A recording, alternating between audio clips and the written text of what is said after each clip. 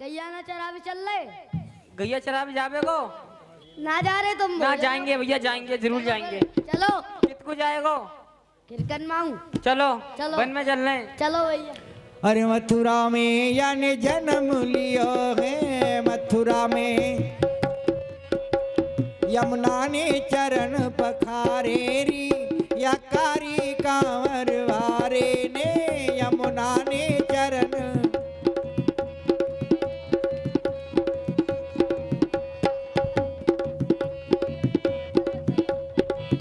कारी कांवर वारे ने नंद के नंद दुलारे ने, या कारी कांवर वारे ने नंद के नंद दुलारे ने, हो जुला में कारी कारी कांवर वारे ने। कैसे कैसे खेल लोगे भैया? बंसी खींची खींचा खींच लो। हाँ भैया, कौन सा खेल खेलेगो? नयो खेल, नयो खेल, नयो खेल। हाँ भैया तुम मेरे गेंद घोड़े से में खेलें, गेंद से। श्याम सुंदर श्री यमुने महारानी जी की, श्री गोवर्धन नाथ की। वाह, आ परस्पर આપણે ભગવત સ્મરણ કરી લઈએ પ્રેમથી, જોરથી અને એક સાથે। પ્રેમ से બોલો। તો પ્રેમથી નથી બોલતા, હા આવી રીતે। અરે પ્રેમ से બોલો, हाँ जोर से बोलो, एक साथ मिलके बोलो। जय श्री कृष्ण, जय श्री कृष्ण, जय श्री कृष्ण। आप बधाना दर्शनथी खूब आनंद थाय छे। राधाजी ना चरणों में निवेदन करी आपनी पासे भक्ति याची ने આપણે યમુના માની ગોદમાં આવી ગયા। 12 વન પૈકી યમુનાજીથી આ વન જુદા પડ્યા છે। 12 વન પૈકીના યમુનાજીની આ પારના આ વનમાં આપણે આવ્યા છે। પણ યમુનાજી તો આપણી માં છે એટલે આપણને પ્રિય હોય જ। આજે જ યમુનાજીના દર્શન કરતા કરતા અને જ્યારે ગોકુલમાં કાલે જઈશું ત્યારે હરિરાયજી મહાપ્રભુજીનું સ્મરણ કરતાં કરતાં યમુનાજીની કૃપાનું દર્શન મગજમાં થયું। હરિરાય ચરણોએ 41 પદમાં પહેલું પદ જ લખ્યું, બ્રહ્મ સંબંધ જબ હોતયા જીવ કો, તબ हीन की भुजा वाम फर के, दोर कर सोर कर जाय। हाँ बता साथे बोलो, जाय पिय सो कहे, अति आनंद मन में जो हर के पिय, संग रंग बरी કરી કલો લે। આપણે તો આપણી માં છે અને પ્રભુ સાથે આપણો મેળાપ કરાવી દે છે એટલે ગમે સ્વાભાવિક છે। પણ સ્વામિનીજી, એ સ્વામિનીજીને પણ યમુનાજી ખૂબ જ ગમે છે। આમાં પ્રસંગ એવો બન્યો કે એક વખત વ્રજના ગોપીજનોએ સ્વામિનીજીને પૂછ્યું, કારણ કે ઠાકોરજી જેવો વર મળ્યો હોય તો કઈ ગોર ભાઈ તેમ પૂજી એમ, એ વ્રજ ભક્તોને જાણવાની ઈચ્છા થઈ। એટલે એ જે લીલા હતી એનું દર્શન પરમાનંદદાસજીએ કર્યું, જે હું તમને કીર્તનમાં ગાઈ સંભળાવું, પછી આપણે એનો અર્થ જોઈશું। દેરે ના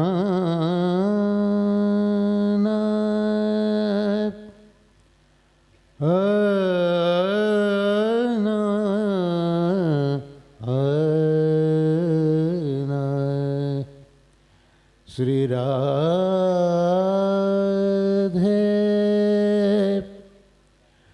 कौन गोर ते पूजी, श्री राधे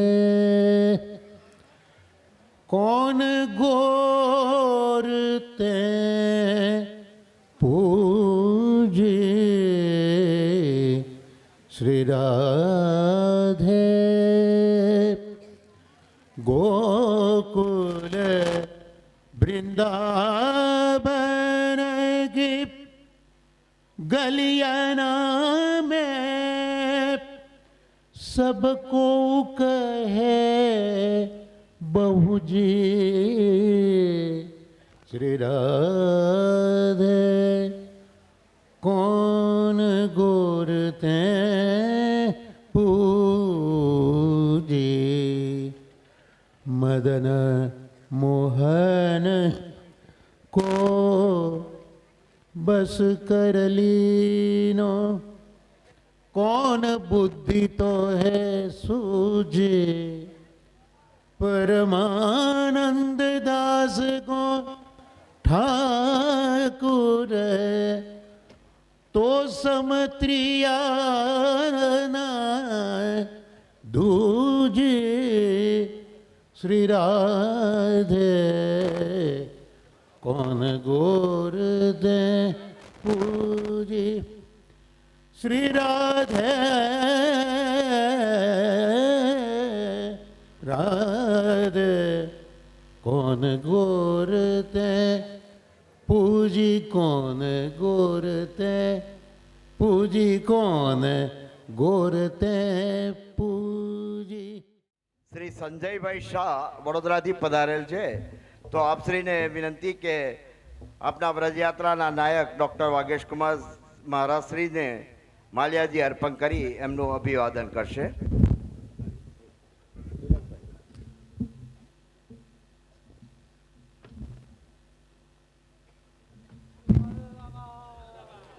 શ્રી ગૌરાંગભાઈ શાહ એ પણ પૂજ્યપાદ મહારાજશ્રીને માલ્યાજી અર્પણ કરી અભિવાદન કરશે. શ્રી હિતેશભાઈ શાહ ને વિનંતી કે આપ શ્રી જ્યેષ્ઠ યુવરાજ વેદાંત કુમાર મહોદય શ્રીનું માલ્યાજી થઈ ગયું સિદ્ધાંત કુમાર મહોદય શ્રીનું માલ્યાજી અર્પણ કરી અને અન્ય એક કાર્યકર્તા આપની વચ્ચે પણ ઉપસ્થિત છે જેઓ સેવા આપી રહ્યા છે વિશાખાબેન પટેલ આપશ્રીને પણ વિનંતી કે વિશાખાબેન પટેલ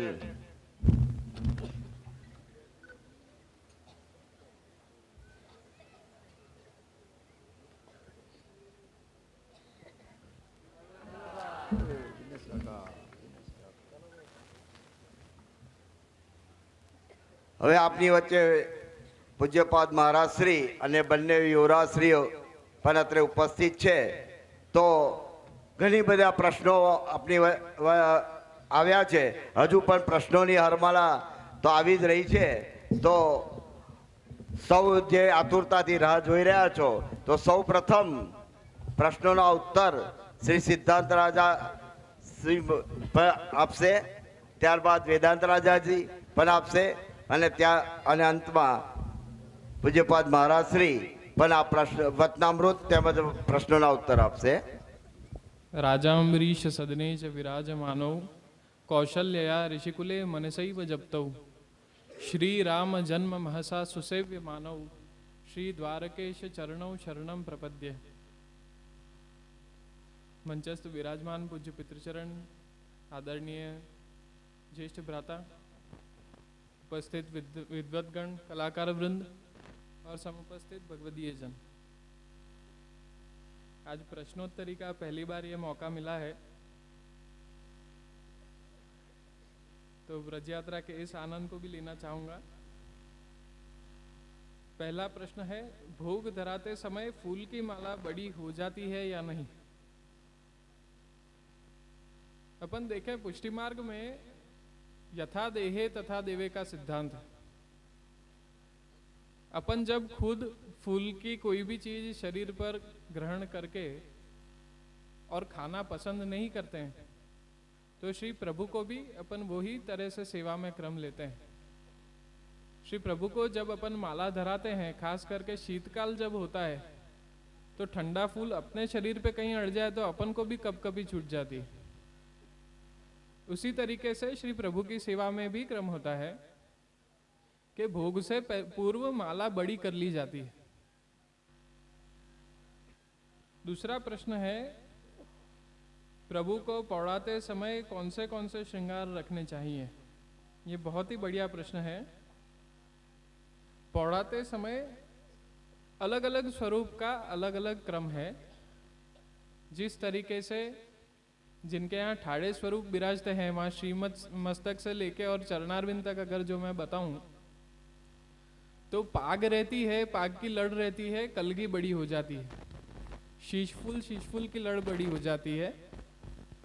उसके बाद बांक, तिलक, अलंकार आदि वैसे ही रहते हैं। नखवेसर अगर जो उत्सव के क्रम में बड़ा धराया हो तो वो छोटा धरा लेते हैं, और चिबुक बड़ा हो जाता है, कौस्तुभ बड़ा हो जाता है, कंठाभरण यथावत रहता है।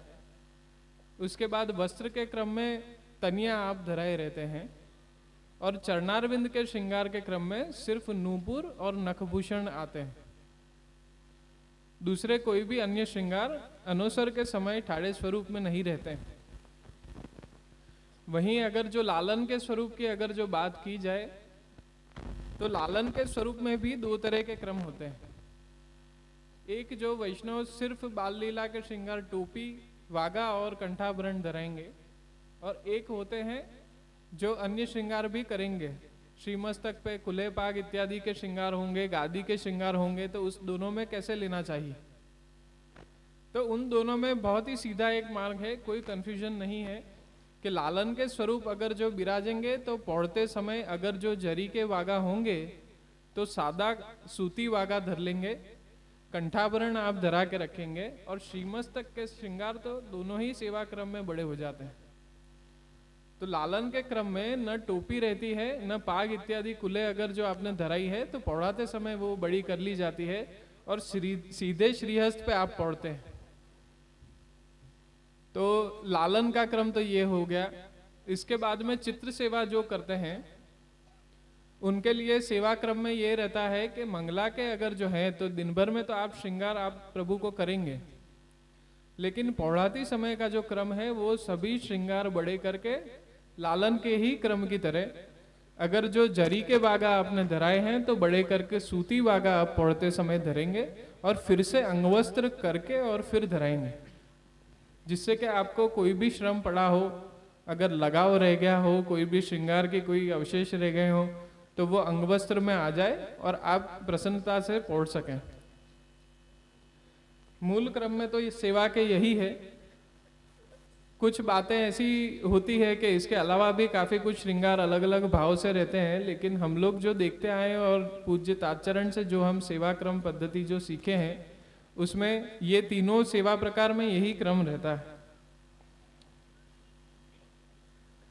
अगला एक प्रश्न पूछा गया है, गृह सेवा में आरती का क्रम लिया जाता है या नहीं? ये बहुत ही बढ़िया क्रम है। आगे आप लिख रहे हैं कि पहले वचनामृत में कहा गया था कि समर्पण भाव से आरती होती है, तो गृह सेवा के क्रम में उसे क्यों नहीं लिया जाता है? यहाँ पे एक चीज समझने की बहुत जरूरी है। मंदिर का जो क्रम है वहां पे दो अलग आरती के क्रम है। खंड की आरती होती है और थाली की आरती होती है। जैसे मंगला में खंड की आरती हुई तो खंड में समर्पण के साथ साथ आतुरता, जो विरहाग्नि है उसका भी भाव रहता है, और उसमें 3 खंड रहते हैं, सात्विक, राजस और तामस। तीनों खंड में बातियां लगाकर और उनसे आरती की जाती है। अब दर्शन का भाव अगर जो देखें तो दर्शनार्थी जो भी उपस्थित होते हैं उनके लिए मेन समय होता है आरती का समय। क्यों? क्योंकि वो आतुरता का समय है। इसलिए आरती के समय जो बोले जाते हैं उन्हें आरती का शब्द जो है उसे कहा जाता है आरार्तिकम, मतलब मन की सबसे तीव्र भक्ति की भावना और विराग्नि श्री प्रभु के चरणारविंद में समर्पित करना, ये खंड की आरती का मूल रूप है। और थाली की जो आरती होती है उसका तो बहुत विस्तार है। बहुत सुंदर पुस्तक पीयूष भाई ने भी बनाई हुई है। अलग अलग प्रकार की आरती हैं, यंत्र के क्रम लिए हुए हैं, और वो मूल भाव जो होता है वो राजसी भाव से आरती होती है, इसलिए राजभोग में की जाती है।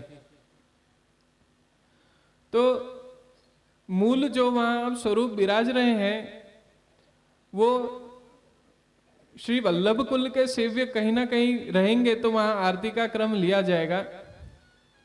आप देखेंगे कि जहां पे बैठक जी में जो अगर अपन आचार्य चरण का क्रम देखें तो बैठक जी में आरती का क्रम या सखड़ी का क्रम नहीं लिया जाता, वहां सिर्फ जारी चरण स्पर्श का क्रम ही लिया जाता है। लेकिन उनके ही कुल में हम लोग होते हुए कभी भी पधरामणी में जाएंगे तो वहां चून की आरती होगी। क्यों? क्योंकि हर एक आरती का भाव अलग है। जिस तरह से 3 प्रकार के भक्तों का मैंने आपको उदाहरण बताया और जिस तरह से राजसी आरती का मैंने आपको थाली का क्रम बताया, उसी तरीके से पधरामणी में हम लोग जब जाएंगे और जो आरती होगी वो नजर बारने के क्रम से आरती होती है। इसीलिए वो आरती करके और चारों दिशा में 4 मुठिये पधराने का क्रम होता है। तो आरती का जो ये भेद है उसमें गृह सेवा में जो विराज रहे हैं प्रभु, वो किस रूप में विराज रहे हैं ये समझना अपन को बहुत जरूरी है। 2 तरह के भेद वहां बताए हुए हैं। पहले है पुरुषोत्तम विशिष्ट गुरु स्वरूप, मतलब कि गुरु की कहानी से स्वयं श्री पूर्ण पुरुषोत्तम के स्वरूप जहां विराज रहे हैं, जैसे कि मंदिरों में। और किसी से भी आप हमसे भी सेव्य करवाएंगे तो वो सेव्य स्वरूप में कौन सी भावना वहां स्थापित हो रही है। जैसे पूज्य पितृचरण अगर सेव्य कर रहे हैं या पूज्य ताजचरण के सेव्य प्रभु हैं तो निश्चित रूप से वहां पे श्री द्वारकाधीश प्रभु की भावना ही विराजमान होगी। तो वो कौन से स्वरूप से वैष्णव के घर विराज रहे हैं?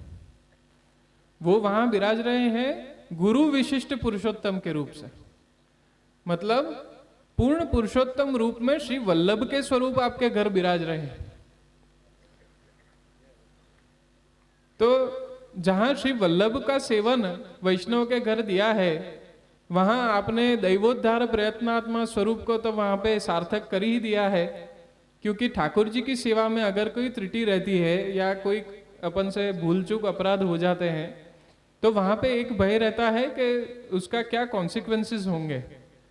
लेकिन श्री आचार्य चरण की इतनी अपने वैष्णवों पे और कुल पे इतनी अनहद कृपा है कि जाने अनजाने हुए भूल चूक अपराध सब चीजों को आप क्षमा करके और नित्य कृपा अपन को प्रदान करते हैं। इसलिए वहां जो आचार्य चरण का मूल स्वरूप विराज रहा है वो बैठक जी के क्रम में ही आएगा, क्योंकि वो साक्षी रूप में वहां विराज रहे हैं। तो साक्षी रूप में आप जहां विराज रहे हैं तो वहां तो मूल आपका स्वरूप क्या है वो अगर जो वैष्णव समझे तो श्री कृष्ण मुखारविंद की विरागनी का ही मूल स्वरूप तो श्री वल्लभाचार्य चरण है। इसलिए वहां पे आरती का क्रम नहीं लिया जाता है।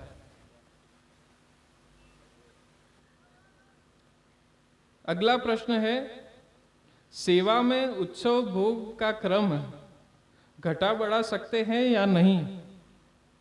कई बार लगता है कि कीर्तन पाठ ज्यादा करें तो ठाकुर जी को श्रम पड़ता हो तो घटाना चाहिए या नहीं?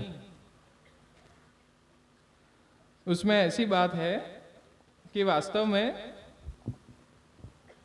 सेवा में जो आपने एक बार क्रम ले लिया है, अब उत्सव पर समझो अनसखड़ी धरा रहे हैं या उत्सव क्रम में सखड़ी भी धरा रहे हैं, तो जब भी उत्सव क्रम आता है तब आप घटा बढ़ा तो सकते हैं, क्योंकि समर्पित लेना ये महाप्रभु जी का सिद्धांत है। कितना लेना या क्या लेना वो सिद्धांत नहीं है। इसलिए सेवा के क्रम में नेग भोग में आप घटा बढ़ा जरूर से सकते हैं, किंतु एक चीज इसमें समझने की बहुत आवश्यकता है कि श्री प्रभु को जब अपन उत्सव पे अमुक प्रकार की सामग्री अरोगा रहे हैं और अपन ने वो चीज ही अगली बार नहीं बनाई तो प्रभु उसकी राह देखते हैं। तो उत्सव का जो ये विशेष क्रम है उसमें वो चीज आप जरूर बना के पधराएं, लेकिन अंश मात्र पधराएं। उसका ऐसा नहीं कि बहुत सारा विस्तार करना है, क्योंकि भारत में तो फिर भी प्राय सभी जगह सभी सुविधा उपलब्ध होती है, कुछ नहीं तो गायें भी वहाँ उसको स्वीकार करती है। ये एक विशेष कृपा अपनी भारत भूमि पे है। कहीं फॉरेन कंट्रीज में अपन जाएं और देखें तो वहां तो गाय भी उपलब्ध नहीं होती, कोई लेने वाला भी उपलब्ध नहीं होता है। उस परिस्थिति में क्या करना चाहिए? ये जल्दी परिस्थिति भारत में भी अब दिखने लग गई है।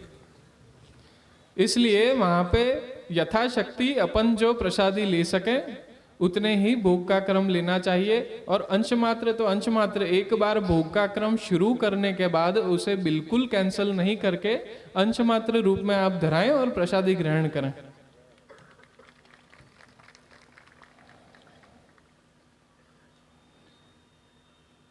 प्रश्न के दूसरे चरण में पूछा है कि कीर्तन पाठ का ज्यादा क्रम करने की इच्छा हो तो ठाकुर जी को श्रम पड़ता हो तो घटाना चाहिए कि नहीं? अब श्रम तो ठाकुर जी को श्री वल्लभाचार्य चरण के सिद्धांत से चले तो वहां नेक भोग का तो क्रम अंश मात्र भी आप ले रहे हैं तो आपको श्रम तो नहीं पड़ेगा, इतनी एक निश्चित बात है। रही बात कीर्तन और पाठ ज्यादा करने की, तो वो निश्चित रूप से ज्यादा करना चाहिए, लेकिन अपनी है ना एक लय बनाने में कहीं ना कहीं भूल हो जाती है। अपन ने एक दिन 41 पाठ कर लिए, एक दिन 108 पाठ कर लिए, दूसरे दिन अपन 10 भी नहीं कर पाते।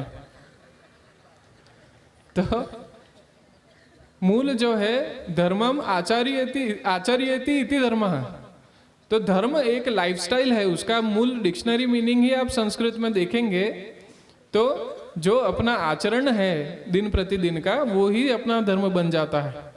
तो वो आप मिनिमम से शुरू करके जैसे जैसे ठाकुर जी आपको प्रेरणा करें वैसे वैसे उसका क्रम बढ़ाते रहें और नित्य रूप से अमुक समय पे जैसे 41 पद है तो उसके आवर्तन लें, अष्टाक्षर का बने उतना स्मरण करें। वो एक विशेष क्रम में बहुत ही अच्छी बात है, लेकिन क्रम बढ़ाने के बाद घटाने में थोड़ा विचार पूर्वक अपन को भी करना चाहिए। रेगुलर अपनी जीवन शैली में बना रहे क्रम, अपन को कहीं भी ऐसा नहीं हो कि वो सेवा नहीं रह के या नाम स्मरण नहीं रह के क्रिया रूप बन जाए, उस चीज का खास ध्यान रखना है। अगला प्रश्न है, कोई वैष्णव के माथे विराजते ठाकुर जी उनके परलोक गमन के बाद फिर से पुष्ट कराने पड़ते हैं कि नहीं? बहुत ही कॉन्करेंट प्रश्न है ये और काफी सारे लोग पूछते हैं। अब ये बात समझने जैसी है पहले कि पुष्ट करते हैं या सेव्य करते हैं तब होता क्या है। तो स्वरूप सेव्य करना मतलब क्या है? स्वरूप एक मूर्ति है या एक चित्र है, मतलब कि एक पात्र है। जिस तरह से अपन खाली अगर जो तपेली अपने पास है अगर वो साफ नहीं है, उसमें कोई भी रस अंदर भरा जाएगा तो आप ग्रहण करोगे क्या? उसे नहीं कर पाओगे। तो ये तो स्वयं पुरुषोत्तम रस उसमें विराजमान हो रहा है, तो उसका शुद्धिकरण का क्रम पहले लिया जाता है। तो वो प्रतिमा का या वो चित्र का शुद्धिकरण का क्रम लेने के बाद आप आचार्यों के पास उनको पधराएंगे, तब जाके वो रस का आविर्भाव अंदर होगा। तो वो रस का आविर्भाव जब अंदर हो जाता है तब वो पूजा से सेवा का क्रम बन जाता है। क्यों? क्योंकि तारतम्यम न स्वरूपे देहे वा तत्क्रियासु। महाप्रभु जी के सिद्धांत की अपन बात करें तो तारतम्य मतलब फर्क। आप स्वयं ही वहां विराज रहे हैं और स्वयं ही अंगीकार कर रहे हैं। जैसे मैंने गुरु विशिष्ट पुरुषोत्तम का आपको बताया, तो श्री आचार्य चरण स्वयं ही वहां विराज के कृपा करके जो भी अपन अंगीकार करा रहे हैं वो प्रेम से अंगीकार कर रहे हैं, वही उसका मूल सिद्धांत है। तो जब सेव्य ऑलरेडी आचार्य चरण ने कर दिए हैं, तो सेव्य करने के बाद अगर जिसके माथे विराजते हैं वहां पे अपन को एक चीज बहुत ध्यान रखनी चाहिए। अपन क्या करते हैं, मारा बाना ठाकुर जी से, मारा काकीना ठाकुर जी से, मारा फोईना ठाकुर जी से, अपन छाती ठोक कर क्यों नहीं कह सकते कि अपने ठाकुर जी? ठाकुर जी आपके नहीं है क्या? वो जीव तो जीवन भर सेवा करके सेवा में नित्य वहां चले गए। अब आपके माथे विराज रहे हैं, वो तो आपके प्रभु कैसे नहीं हुए? तो वहां पे नित्य रूप से फिर से सेव्य करवाने की जरूरत नहीं होती है, किंतु मेरा एक पर्सनली आग्रह जरूर है कि ऐसी परिस्थिति कभी भी अगर जो न करे नारायण और बने, तो जिन आचार्यों से आपने सेव्य करवाए हैं उनके सम्मुख जरूर से दर्शन करवा के, और सेवा के क्रम में कोई भी गड़बड़ अगर जो हो तो उनसे आज्ञा लेके, और सेवा कृतिर गुरुराज्ञा के सिद्धांत का पालन करना चाहिए। तो आज और इच्छा तो थी, लेकिन समय के अभाव के कारण मैं इतने ही प्रश्नों का उत्तर दे रहा हूँ।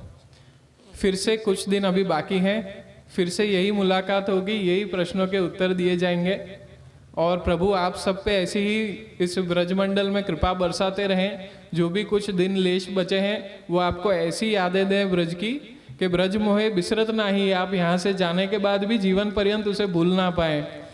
यही शुभकामना श्री प्रभु के चरणों में मैं रखते हुए और अल्प वक्तव्य से विराम लेता हूँ। श्री द्वारकेश केशव केश विशेष स्तुतैक गुणलेश श्री शारदेश येश प्रणत सुएश त्वयि नतिर्मे प्रभुर्नंद कुमारो में स्वामिनी ऋषभानुजा कृतार्थोहम कृतार्थोहम कृतार्थोहम न संशय। मंचस्थ विराजमान पूज्य पितृचरण, प्रिय अनुज सिद्धांत बाबा, उपस्थित भगवदीय जन और कलाकार वृंद, बहुत दिनों बाद पुनः अवसर प्राप्त हुआ है आप सबके सामने व्रज में अपनी वाणी को पवित्र करने। कुछ प्रश्न जो हर रोज आते हैं,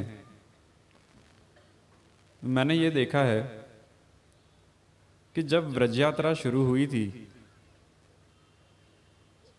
तब भगवदीय जन की संख्या जो प्रवचन इत्यादि सुनने आते थे वो बहुत कम थी।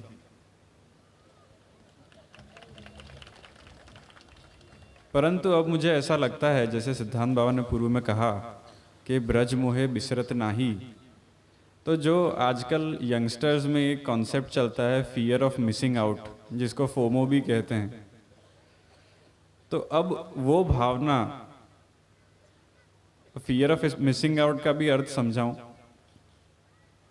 जब अपन कोई चीज से दूर जाने के करीब आते हैं तब अपन के मन मस्तिष्क में, दिमाग में एक भय बैठता है कि अब तो थोड़े ही दिन बचे हैं। ये भावना सतत पूरे दिन, और शायद मेरा तो मानना ऐसा है कि कुछ वैष्णवों को तो रात को ठीक से नींद भी नहीं आती होगी कि अब जाने के दिन पास आ गए। हर रोज पिछले एक हफ्ते से पदरामनी जब जाते हैं तो वैष्णव कहते हैं कि अब तो हम 1 महीना और 2 महीना और कोई 10 दिन और कोई 15 दिन और ब्रज में वास करने लग चाह रहे हैं। मुझे ऐसा लगता है कि पिछली बार जो मैंने एकोपी रेणु ब्रजभूषण आज्ञा की जो बात की थी, तो बरसाना के बाद राधा रानी की आप सब पे कृपा हो ही गई है, ऐसा मुझे लगता है। आज श्री कृष्ण के रस में आप सभी अपने आप को ओतप्रोत कर चुके हैं, ऐसा लगता है। तो अब प्रश्न की श्रृंखला पर चलें। पहला प्रश्न ये है कि ठाकुर जी को जो भोग धराते हैं उसमें चांदी और सोने की वरख लगा सकते हैं या नहीं। अब यहाँ वैष्णव ने स्पेसिफाई नहीं किया है, वैष्णव ने सिर्फ वरख शब्द का उपयोग किया है, पर मैं इसलिए ये चीज़ को आपको बता रहा हूँ कि चांदी या सोना अगर होता है तो ही वो वरख का उपयोग भोग पे किया जाता है।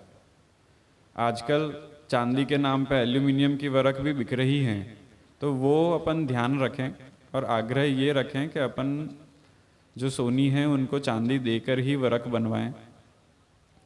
चांदी और सोना ये दोनों के आयुर्वेद में बहुत सारे लाभ हैं। अब मॉडर्न डे साइंस तो ये कहता है कि मेटल है वो बॉडी में डाइजेस्ट ही नहीं होता है, पर उसके अपने शास्त्रों के प्रतिपादित आयुर्वेद के प्रतिपादित काफ़ी सारे प्रमाण हैं कि सोना और चांदी अपने शरीर में बहुत लाभकारक है। इस वजह से मिष्टान के ऊपर हमेशा ठाकुर जी को, हमेशा तो नहीं पर ठाकुर जी को चांदी और सोने की वरक आती है। अब जैसे भोग की ही बात निकली है तो बरास का भी ठाकुर जी के भोग में उपयोग होता है। वो सुगंध के लिए नहीं होता है, वो तो एक चीज़ है ही, परंतु बरास का एक साइंटिफिक अगर आपको रहस्य बताऊं तो वो ये है कि वो शरीर में इंसुलिन की मात्रा को रेगुलेट करता है। तो जब अपन इतना मीठा ठाकुर जी पश्चात जब प्रसादी लेते हैं तो बॉडी में शुगर तो जानी ही है, क्योंकि अपना शरीर भी शुगर बनाता है, और ऊपर से इतना मीठा प्रभु पश्चात जब लेते हैं तो उसको रेगुलेट करने के लिए उसमें बरास पड़ती है। भोग का जो क्रम है वो बहुत ही साइंटिफिक है। मुझे याद आता है कि जब हम छोटे थे तब कुछ जर्मनी से और अमेरिका से कुछ साइंटिस्ट पूज्य ताजचरण के पास आकर कम से कम 10 दिन बड़ौदा में रुके थे, और वो लोग भोग के ऊपर पीएचडी कर रहे थे। सभी जितने भी लोग आए थे साइंटिस्ट सब संस्कृत में बात करते थे और भोग के ऊपर वो पीएचडी लिख रहे थे। एक तो ऐसे भी थे जो शंखध्वनि के ऊपर पीएचडी कर रहे थे। तो ये उन्हीं से सीखी हुई बात है पूज्य ताजचरण से कि जब अपन कोई भी चीज़ ठाकुर जी के लिए बनाते हैं, सिद्ध करते हैं, तो वो भाव से सबसे प्रथम तो करनी चाहिए। आपने ये देखा होगा कि कभी घर में झगड़ा हो गया और रसोई बनाने का आता है तो कभी कभी नमक के बदले शक्कर, शक्कर के बदले नमक, और ये सब आता ही है।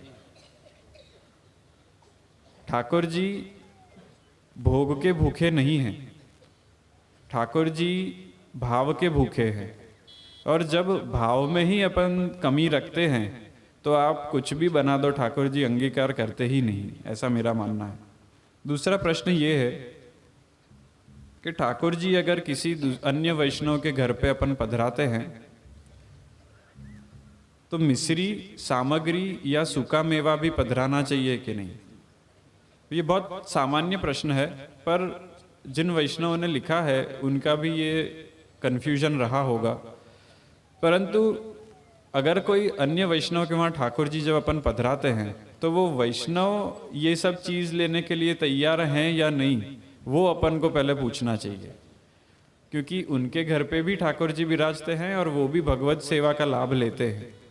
एक और इससे लगता प्रश्न मेरे दिमाग में आता है जो काफ़ी वैष्णव पूछते हैं, वो ये कि हमारे तो अंसखड़ी के ठाकुर जी हैं या हमारे दूधघर के ठाकुर जी हैं, और जो वैष्णवों के पास हमको ठाकुर जी पधराने का सेट होता है उनके वहाँ मिश्री के सेवा के ठाकुर जी हैं या सखड़ी के सेवा के ठाकुर जी हैं।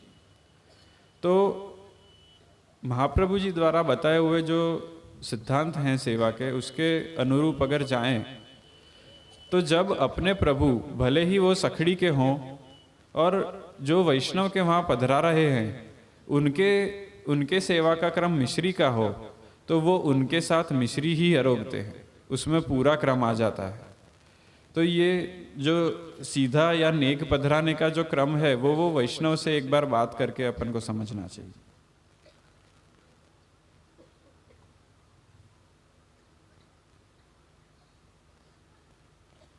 अब ये प्रश्न ऐसा है कि अगर कोई वैष्णव आसपास नहीं हो या ठाकुर जी की कोई भी व्यवस्था हो सके ऐसा नहीं हो, जो कि मैं समझता हूँ कि पिंडरू सूतक की यहाँ पे जो आप लोग वर्दी के नाम से जानते हैं उसमें भी 2 अलग क्रम हैं। एक पिंडरू का क्रम है, जब अपने घर में बालक का जन्म होता है तब की वर्दी का अलग क्रम है, और जब घर से कोई देवांगत होते हैं तब का क्रम अलग है, वो सूतक का क्रम है। तो वर्दी के क्रम में ठाकुर जी की सेवा वो नहीं करनी है। और पहले से सिद्धांत यही बताते हैं कि ठाकुर जी की सेवा वो लौकिक कार्य में कहीं भी बाधित नहीं होनी चाहिए। जब अपने घर में बालक आता है तब अपन वो बालक के पीछे ध्यान देने के बदले, उसकी माता के पीछे ध्यान देने के बदले कई लोग ये तर्क देते हैं कि मेरी सेवा छूट रही है। इस वजह से ये क्रम ऐसे रखे हुए हैं कि जब पिंडरू होता है तभी भी सेवा नहीं करनी है। और मानसी सा परामता, ये तो महाप्रभु जी पहले से ही आज्ञा करते हैं। सेवा के क्रम में स्थूलता नहीं कभी भी आनी चाहिए। सेवा गतिशील है। जैसे एक उदाहरण आपको बताऊं, लगभग 10-12 वर्ष पहले प्रबोधनी के दिन बहुत गर्मी थी, कांकरोली की ही बात है। अब प्रबोधनी के दिन से तो गद्दल शुरू हो जाती है, परंतु पूज्य ताजचरण ने यह आज्ञा करी कि आज प्रबोधनी से गद्दल शुरू होती है, तो ठाकुर जी को गद्दल भी धराई गई और ठाकुर जी को पंखा भी किया गया। उसके बाद ऋतु के हिसाब से अगले दिन भी गर्मी थी, तो अगले दिन ठाकुर जी को गद्दल नहीं धराई गई। इस प्रकार से जैसे सिद्धांत बाबा ने कहा, यथा देहे तथा देवे के क्रम से ही अपन सेवा के उसमें चलते हैं। तो इसी प्रकार से ठाकुर जी के सुख का भी विचार करना चाहिए। अब एक वैष्णव ने ये भी पूछा है कि ठाकुर जी को धूप में, बारिश में लेकर व्रज यात्रा करनी चाहिए या नहीं। अब मेरा तो उसमें पूज्य पितृचरण इसका जवाब कल दे चुके हैं, पर मेरा तो उसमें ये भी मानना है कि आप समझिए कि मैं अगर आपके घर पे आता हूँ और आपको आपके ही घर की टूर कराऊं तो आपको कैसा लगेगा। तो इस प्रश्न का जवाब आपको पितृचरण दे चुके हैं, तो इस पे तो ज़्यादा प्रकाश डालने की मेरी लायकात नहीं है। परंतु अपन जो लौकिक में जैसे धूप है, तो ठाकुर जी को भी धूप लगती है, भले वो झांपी में विराजमान है। परंतु अगर अपन को जिनके माथे प्रभु विराज रहे हैं उनको धूप या बारिश का अनुभव होता है, तो ठाकुर जी को भी वो अनुभव होता है। तो ये दिमाग में रख के और फिर विवेक करें। शालिग्राम जी का महत्व ये एक वैष्णव ने पूछा है। शालिग्राम जी का पुष्टि मार्ग में जो महत्व है वो विष्णु स्वरूप से है। शालिग्राम जी अपने यहाँ विष्णु स्वरूप से विराजते हैं। अब आपके मन में ये प्रश्न होगा कि ठाकुर जी तो विराजते ही हैं, तो शालिग्राम जी की अलग से सेवा क्यों करनी।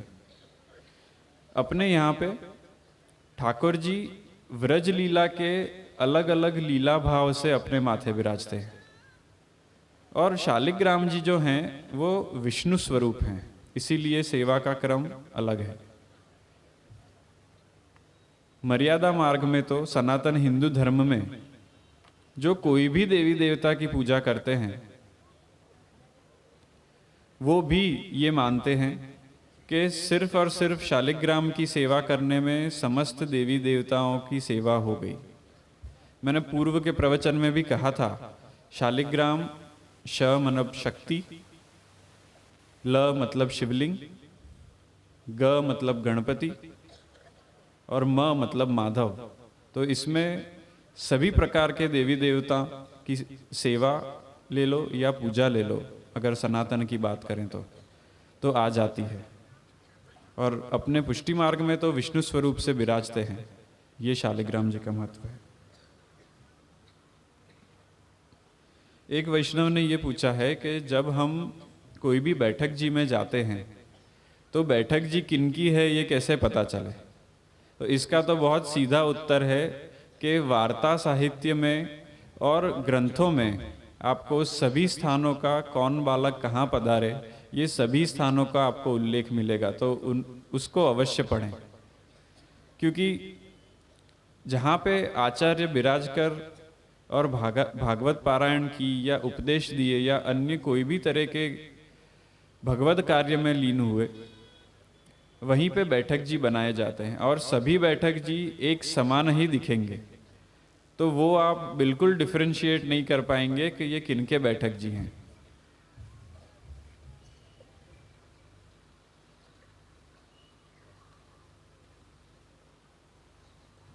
एक वैष्णव ने ये पूछा है, परिक्रमा के बाद यमुना जी में स्नान हो सकता है या नहीं,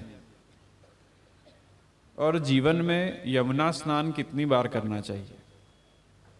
अब शास्त्रोक्त क्रम से अगर देखें तो गंगा स्नान और यमुना पान का क्रम है, यमुना जी में स्नान का कोई क्रम ही नहीं है। क्योंकि अपन यमुना जी को अपनी माँ मानते हैं, तो यमुना जी में स्नान का कोई क्रम नहीं है। वर्ष में सिर्फ एक दिन, यम द्वितीया के दिन, जो भाई दूज के नाम से अपन जानते हैं, उस दिन यमुना स्नान करने का क्रम है।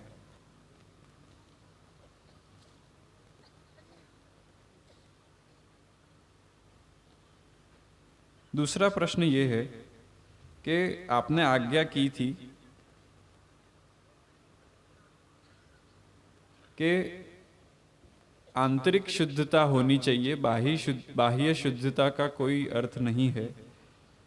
तो बाह्य शुद्धता में साबु शैम्पू का उपयोग क्यों नहीं करना, और नख अगर बड़े हो गए हों तो झाड़ी भरने में मैल नहीं जाएगा क्या, ये वैष्णव ने पूछा है।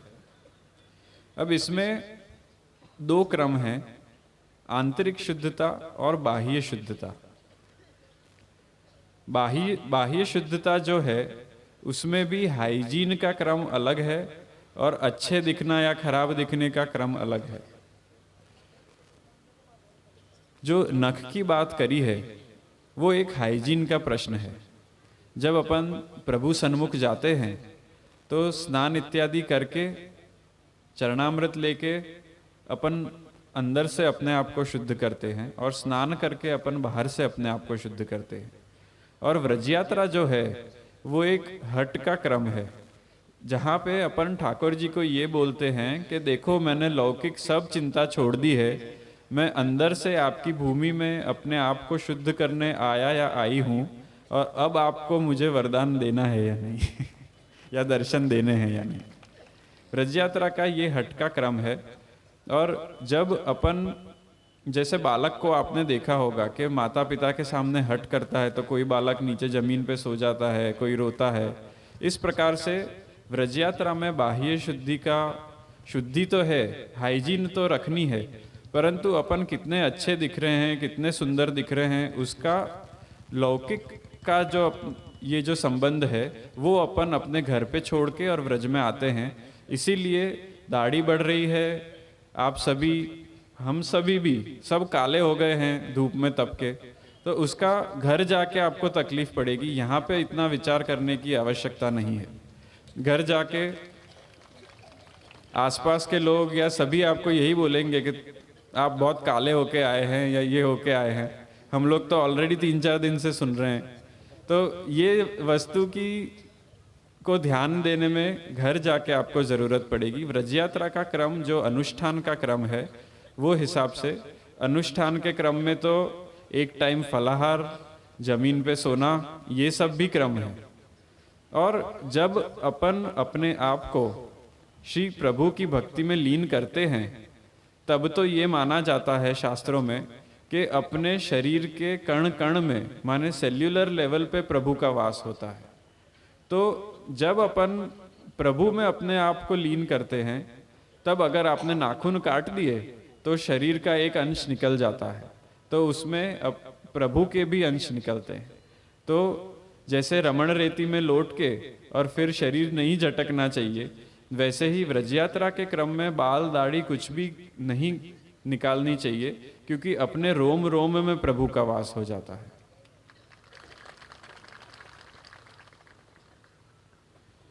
एक वैष्णव ने सखड़ी भोग का क्रम पूछा कि सखड़ी भोग क्यों होता है।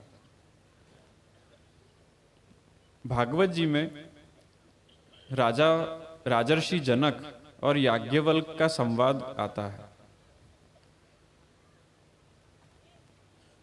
याज्ञवल्क्य ऋषि ने जब राजा जनक से पूछा कि अग्निहोत्र का क्रम क्या है, तब उन्होंने बताया कि अमुक अमुक हवन संहिता से करने का क्रम है। फिर उन्होंने पूछा कि अगर वो नहीं मिले तो अमुक अमुक वन काष्ठ लेके करने का क्रम बताया, और अगर वो भी नहीं मिले तो कोई भी वन काष्ठ लेके करने का बताया। तो पूछा कि अगर वन काष्ठ ही उपलब्ध न हो तो फिर उन्होंने बताया कि घी से हवन करने का क्रम है। अब यही जब अग्नि स्वरूप वैश्वानर स्वरूप को अपन जब भोग धराते हैं तो वो एक हवन का क्रम है, और इसी प्रकार से सेवा क्रम भी चलता है। तो ये 4 प्रकार जो बताए हुए हैं उसमें ही मिश्री, दूधघर, अनसखड़ी और सखड़ी।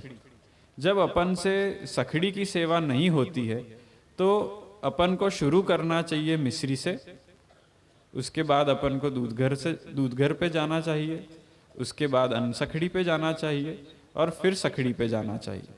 क्योंकि कोई भी पौधा अगर बीज से स्फुटित होता है तो वो एक ही दिन में बड़ा नहीं हो जाता है, वो धीरे धीरे करके सिंचन से ही बड़ा होता है। राग, भोग और श्रृंगार तीनों प्रैक्टिस से, अभ्यास से, भाव से और अपनी इच्छा से ही होता है, और अपनी इच्छा तो श्री प्रभु के हाथ में ही रहती है। इसीलिए सखड़ी के प्रकार में ऐसा है कि जो हवन का इस संवाद में बताया हुआ जो संहिता का प्रकार है, वो संहिता से जब अपन हवन करते हैं वो प्रकार से सखड़ी का क्रम है। अब इसीलिए गुरु के पास से वैष्णव ये आज्ञा लेते हैं कि हमको कौन सी सेवा करनी चाहिए।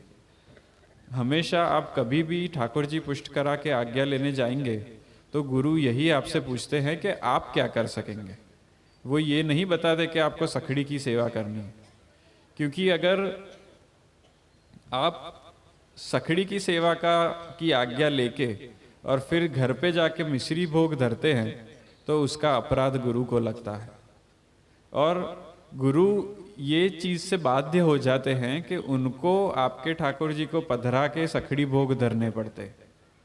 तो ये चीज से बचने के लिए और आपको और गुरु को दोनों को कष्ट न हो, इस वजह से गुरु की आज्ञा लेकर ही सेवा क्रम शुरू करने का वर्णन है, और यही सही पद्धति है।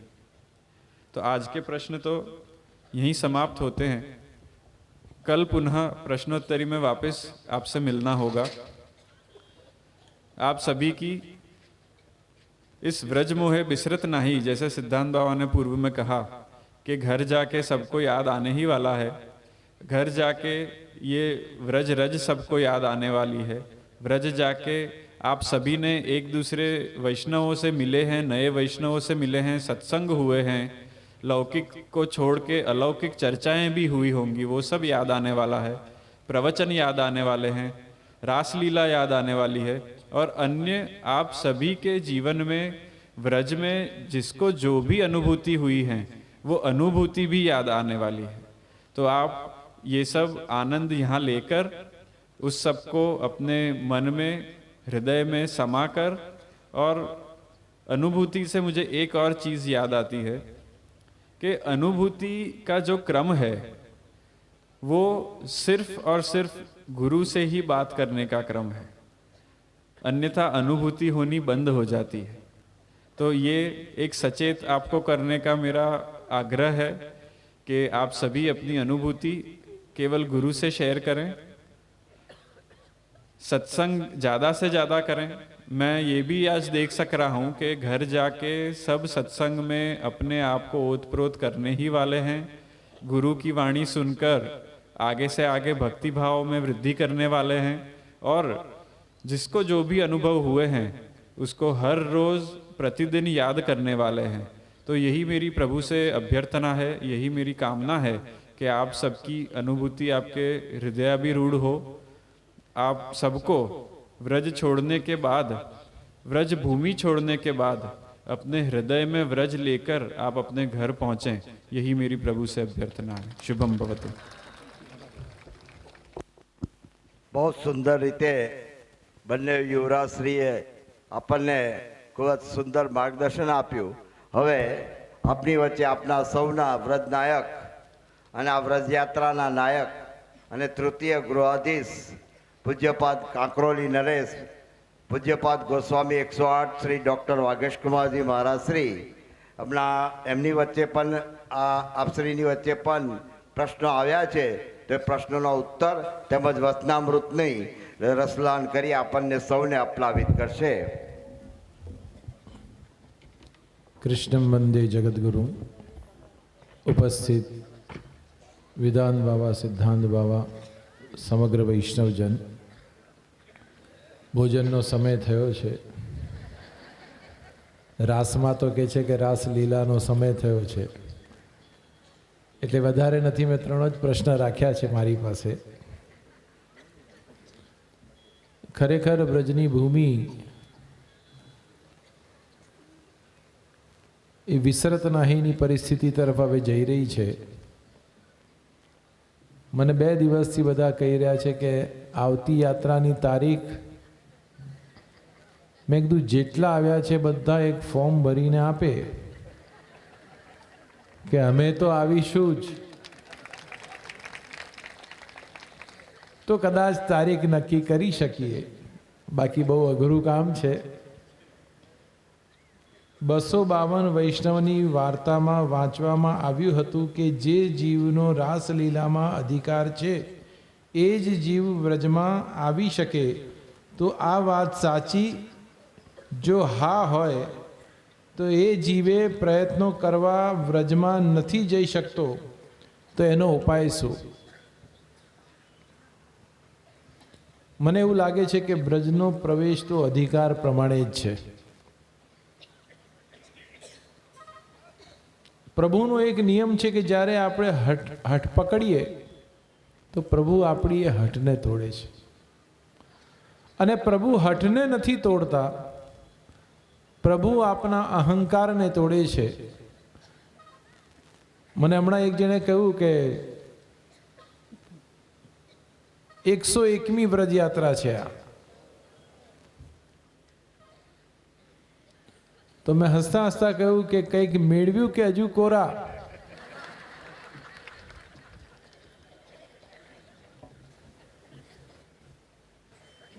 तो जवाब મળ્યો કે નહીં, कुछ मिला भी नहीं और कुछ गुमाया भी नहीं.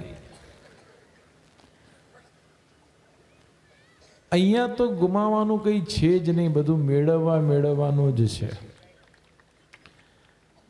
પણ એ મેળવવામાં આપણી પાત્રતાને તૈયાર કરવી પડે, પછી જ પ્રભુ આપે છે.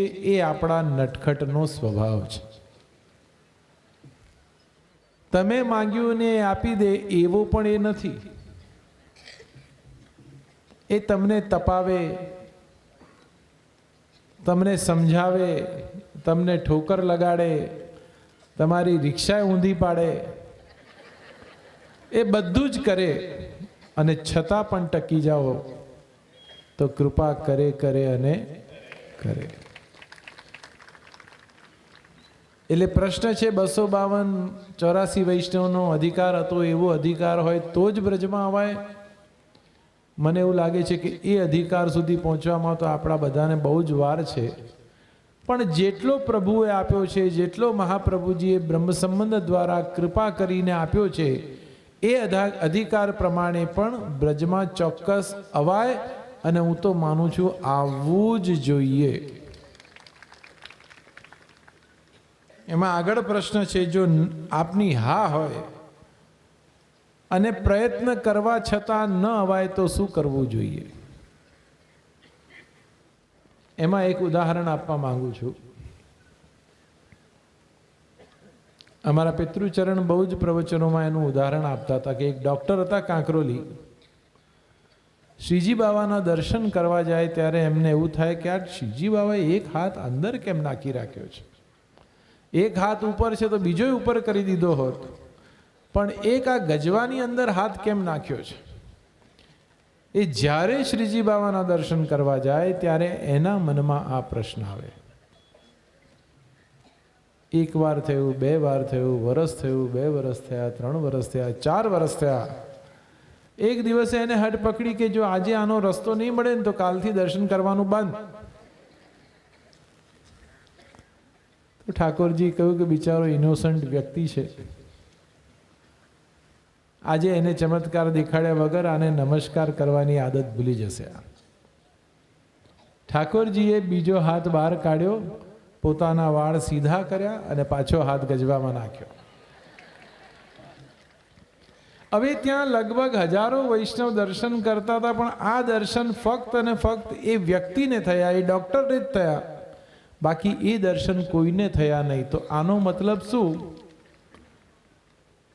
જેનો જેટલો અધિકાર એને એટલી પ્રાપ્તિ. અને આપણને જો ન થઈ હોય ને કોરાજ હોઈએ તો ક્યાંક આપણો પ્રયત્ન ઓછો પડે છે, યા ક્યાંક આપણે એવી ભૂલ કરીએ છીએ કે પ્રભુ આપણાથી દૂર ભાગે છે, એવું મારું તો ચોક્કસપણે માનવું છે. બીજો પ્રશ્ન છે કે પુષ્ટિ સંપ્રદાયમાં પુરુષોત્તમ કરતાં પુરુષો કરતાં સ્ત્રીની સંખ્યા વધારે કેમ? પ્રચારનો અભાવ કે બીજા સંપ્રદાયમાં પુરુષો કેમ વધારે?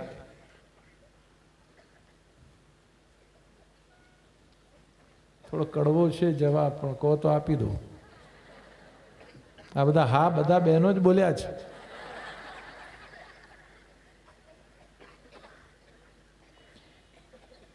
પુષ્ટિ પુરુષોત્તમે સૂકા લાકડાને ક્યારેય સ્વીકાર્યા નથી. જેની અંદર લોચ છે, જેની અંદર ભાવ છે, જેની અંદર સ્નેહ છે, જેની અંદર પ્રેમ છે, જેના અંદર માતૃતુલ્ય ભાવના છે, જેની અંદર ગૂઢ સ્વરૂપે સ્ત્રીનું હૃદય છે, એવા જ જીવને મહાપ્રભુજીએ, યમુનાજીએ અને ઠાકોરજીએ સ્વીકાર્યા છે. અને એટલા જ તમે જુઓ, ઘણી વખત હું સાંભળું છું એવું કે પત્ની બ્રહ્મસંબંધ લેવા આવી હોય તો એને સંતાઈને ઉપવાસ કરવો પડે. એના મિસ્ટરને ખબર ના પડે કે કાલે બ્રહ્મસંબંધ લેવા જવું છે, પણ કહેવું તો પડે. એટલે કે કાલે બ્રહ્મસંબંધ લેવા જવું છે, તો મિસ્ટર કહે છે કે હમણાં બહુ વાર છે, હજુ તો નોકરી ધંધો કરવો પડે, પછી છેલ્લે લઈશું. પણ જ્યારથી આ કોરોના આવ્યો, આ છેલ્લો શબ્દ ભૂલાઈ ગયો. એ દિવસથી જે દયારામભાઈની વાત આવી યાદ કે આજનો લાવો લીજીએ રે, કાલ કોણે દીઠી છે. હવે આ પ્રશ્ન એવો છે કે સ્ત્રીની સંખ્યા કેમ વધારે અને બીજા સંપ્રદાયમાં પુરુષની સંખ્યા કેમ વધારે? સ્ત્રી ભાવાત્મક પક્ષથી બહુ જ મજબૂત છે. એ કોઈની પત્ની પણ બને, કોઈની બહેન પણ બને, કોઈનો ભાઈ પણ બને, કોઈની પુત્રી પણ બને. એ બધા જ લક્ષણોને નિભાવવાની ક્ષમતા એ સ્ત્રીની છે. અને હવે તો 33% છે.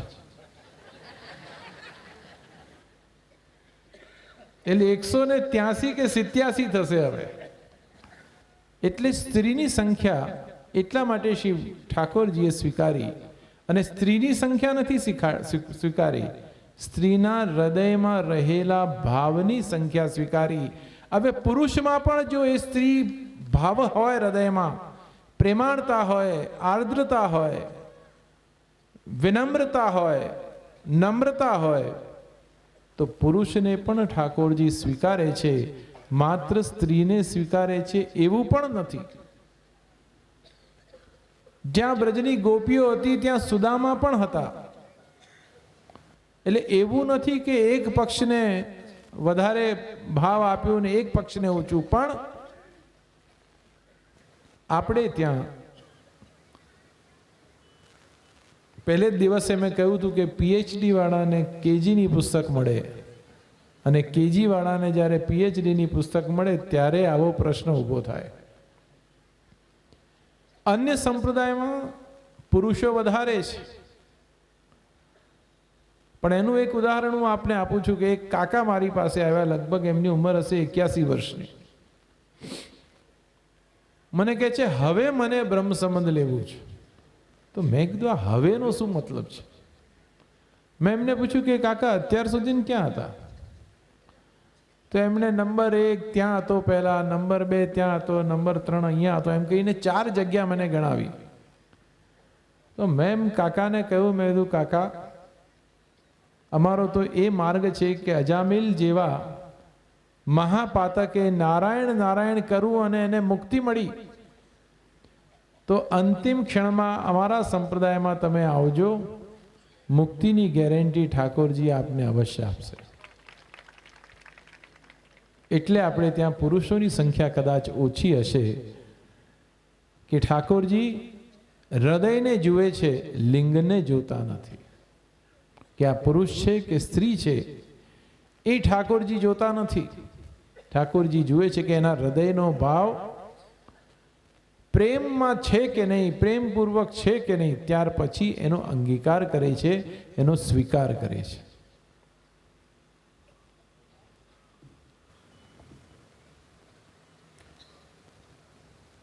મારો પ્રશ્ન છે કે અમે 84 કોષની પરિક્રમા માટે આવ્યા છીએ. અમારે સૌરમજી બેઠકજીમાં જારીજી ચરણ સ્પર્શ કરવા જવાની ઈચ્છા છે, તો આપની આજ્ઞાથી જઈ શકાય? કેમ કે એ બેઠકજી બ્રજની બહાર છે, તો આજ્ઞા લેવી જરૂરી છે. આ પ્રશ્ન કરનાર બહુ જ સમજદાર છે. લાયસન્સ લે એટલે બંદૂક ચલાવવાની છૂટ.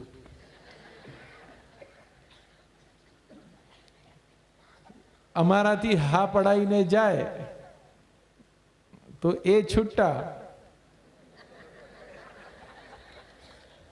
મારું એવું માનવું છે કે કોન્સન્ટ્રેશન એક જ જગ્યાએ હોવું જોઈએ. વ્રજ એટલે વ્રજ. 28ની બપોર થઈ જાય પછી તમે જ્યાં જવું હોય ત્યાં જવાની છૂટ. પણ મને એવો વિશ્વાસ છે કે જ્યાં જશો ત્યાંથી હરી ફરીને આવશો તો પાછા ઠાકોરજી પાસે જ. પછી ઘરના હોય કે મંદિરના હોય કે બ્રજના હોય, એ એમની લીલા. તો આ પ્રશ્નનો જવાબ એવો છે કે હું તો જવાની ના પાડું, કારણ કે જે ક્રમ બ્રજનો નિર્ધારિત કર્યો છે એની પાછળનું એક રહસ્ય છે. કેમ 11થી જ યાત્રા આપણે ઉપાડી? સમગ્ર ભારતના તમામ તીર્થો અહીંયા ઉપસ્થિત હોય છે. તમામ તીર્થોના તીર્થરાજો અહીંયા ઉપસ્થિત હોય છે. અને જ્યારે બધા જ અહીંયા ઉપસ્થિત હોય તો આપણા માટે તો આ જ કુંભ છે, અને આપણા માટે આ જ તીર્થાધિ તીર્થરાજ છે. એટલા માટે જ બ્રજના કવિએ ગાયું છે, પચ્છિન મેં મોર બનૈયો, કદબન મેં વાસ કર્યો, શ્રી गिरिराज वास में पाऊं, ब्रज तज वैकुंठ न जाऊं. ત્યાં વૈકુંઠની કામના પણ અહીંની લતા પતા પક્ષીઓ નથી કરતા, કારણ કે ઠાકોરજી નિત્ય લીલા કરવા માટે બ્રજમાં પધારે છે. અને એ લીલાની અનુભૂતિ કરાવવા માટે શ્રી મહાપ્રભુજીની પરંપરાએ આ પરંપરા નાખી બ્રજયાત્રાની. અને એ પરંપરાથી અનેક જીવો કૃતાર્થ થાય છે. કોઈ આજે થાય, કોઈ કાલે થાય, કોઈ 6 મહિના પછી થાય, કોઈ 12 મહિના પછી થાય. થાય એ નક્કી છે, પણ સમય આપણા હાથમાં નથી, સમય ઠાકોરજીના હાથમાં છે. અને કૃપા કરવી એ એમનો અબાધિત અધિકાર છે. કૃપા મેળવવી એ આપણો અધિકાર છે. પણ એ કૃપા મેળવવા માટેના જે નીતિ નિયમ ધારા ધોરણો છે એ સમજીને જ આપણે પ્રભુની સેવાનો અધિકાર પ્રાપ્ત કરેલો છે.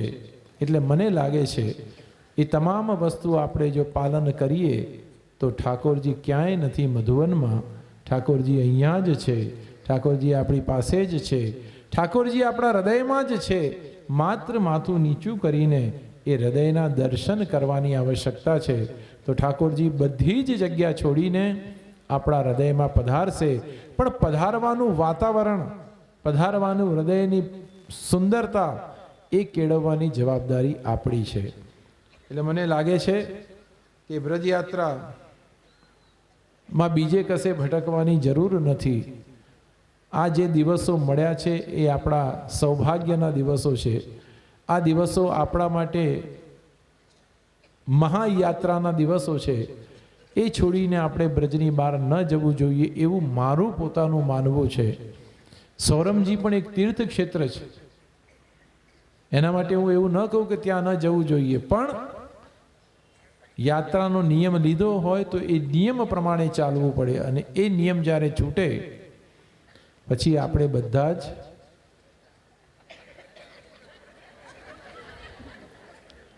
કેટલા જલ્દી બોલ્યા છૂટા. હજુ 3 દિવસ છે. ઠાકોરજી એટલી જલ્દી છોડશે નહીં. હવે તો તમે એમના સીસીટીવી કેમેરામાં છો,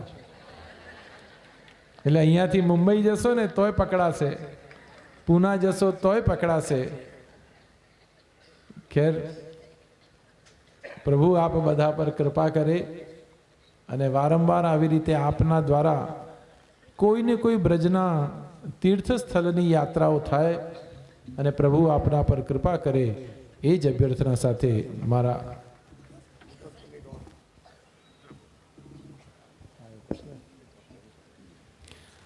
હવે અમારા દિનેશભાઈનું એવું કહેવું છે કે આપ ખાસ કહો કે જે આવ્યા છે એમાંથી કંઠી કોઈ ના પહેરતું હોય તો વગર કંઠી પહેરે બ્રજમાંથી બહાર ના જાય.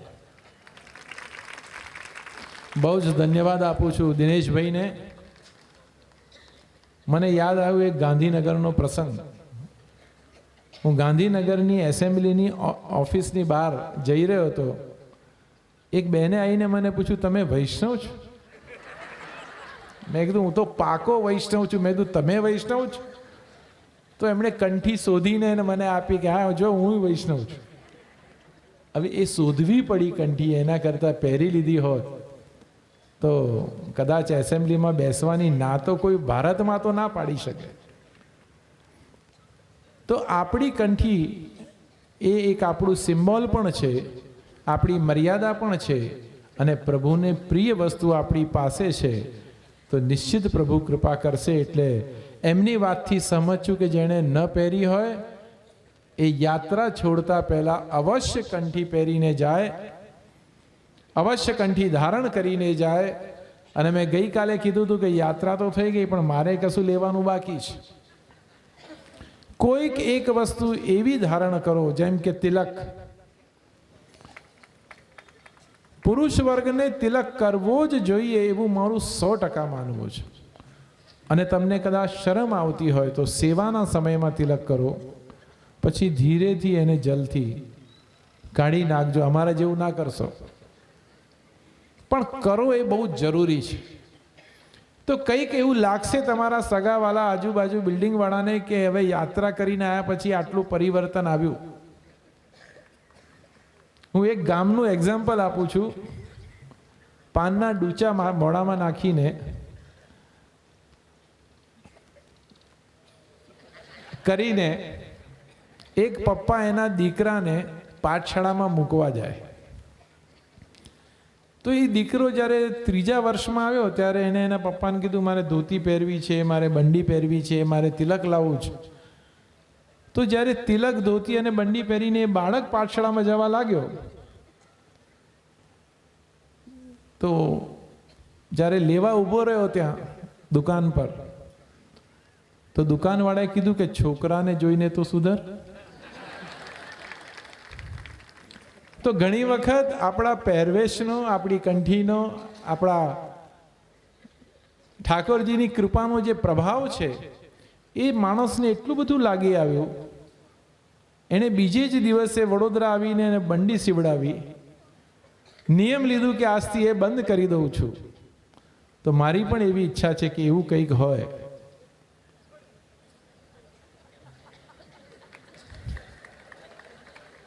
વાહ રે વાહ. હું આગળ બોલું જ નહીં એટલે હું બંધનમાં આવું. ઠાકોરજી આપ બધાને આનંદિત રાખે, પ્રસન્ન રાખે, એ જ એમના ચરણોમાં અભ્યર્થના સાથે વિરમું છું.